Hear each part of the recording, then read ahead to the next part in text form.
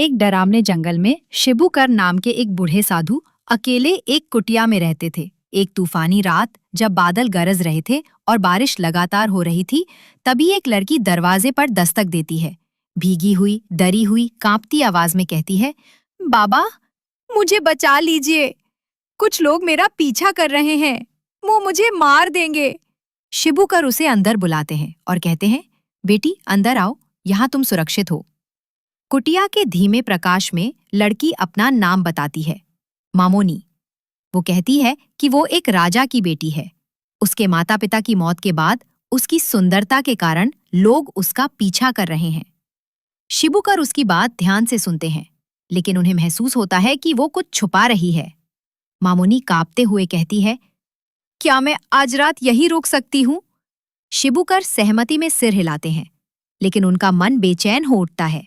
वो सोने की कोशिश करते हैं, लेकिन बार बार मामोनी की छवि उन्हें परेशान करती है। रात के सन्नाटे में वो सिसकियों की आवाज सुनते हैं। वो उठकर मामोनी के पास जाते हैं और पूछते हैं, बेटी क्या हुआ? मामोनी रोते हुए कहती है, बाबा, मैं कोई साधारण लड़की नहीं हूँ। मैं एक भटकी हुई आत्मा हूँ।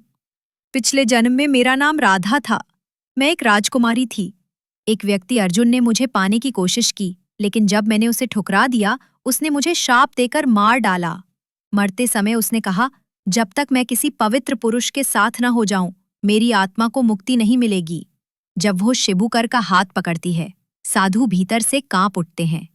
वो समझ नहीं पाते, डर है या कोई और भावना। तभी अचानक बाहर अंधेरे में एक डरावनी हंसी गूंजती है। एक काली परछाई प्रकट होती है। वो कहती है, हा हा हा, अब ये साधु भी मेरे जाल में है। उसकी आत्मा अब मेरी है। शिबूकर आंखें बंद करते हैं और शांत स्वर में कहते हैं, मैं किसी मोह में नहीं पड़ूंगा। तू चाहे जितनी कोशिश कर ले, मैं अपने मार्ग से नहीं हटूंगा। मामोनी शर्मिंदा हो जाती है। वो सोचती है, क्या मैं सच में एक अच्छे इंसान को अपने साथ खींच रही थी? शिबूकर कहते हैं, बेटी, क्या तुम अपने आप को भी भूल चुकी हो? तुम्हारी आत्मा को मुक्त करने के लिए किसी को गिराना नहीं पड़ेगा। काली परछाई हंसती है। अब बहुत देर हो चुकी है, लेकिन अब मामोनी की आंखों में आंसू नहीं, एक नई रोशनी है। वो कहती है, नहीं, ये मेरी लड़ाई